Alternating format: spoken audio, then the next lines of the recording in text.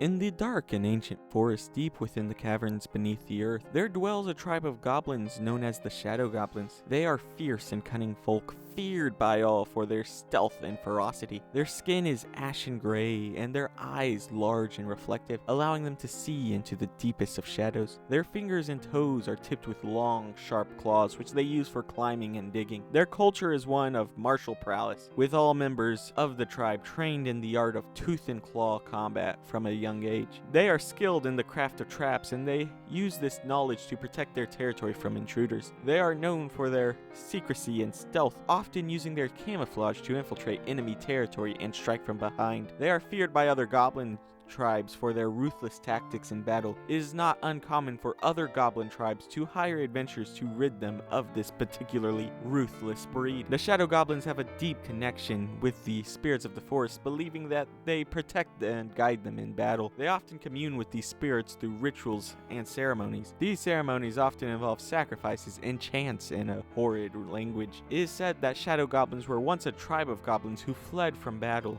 stealing traps from a human forest that contained a dark wizard. As they laid the traps, many of the human force fell, until only the dark wizard remained. The goblins sacrificed him to the nature spirits of the area, resulting in their transformation. Now there's some nice room to play with this, because we said nature spirit gave them a transformation, but we didn't go into detail. I think a badger might be the most appropriate spirit for this group. Badgers have a very aggressive nature and normally fight defensively, and unlike most animals, are perfectly down to fight to the death. But we could also tie them to whatever. For example, if we tie them to a bat, we can give them bat, wings, and fangs. We could even have them keep pet bats, or if we want to really modify the lore, a vampire spawn that acts as their slave. Maybe even a few of these. Maybe the goblin tribe could be collectively the equivalent of one vampire. Or we could go for a wolf or warg arrangement, which would result in the Shadow Goblins having a strong sense of community and loyalty to the tribe, and they value strength and honor beyond anything else, and any tribe member who fails to meet these standards is cast out. A cast out goblin from this tribe would be likely a hired hand in another tribe, but due to their superior nature could be very intimidating and maybe even take it over in a lot of cases. These guys would be more than happy to stand up to other goblinoids, which could make for a very interesting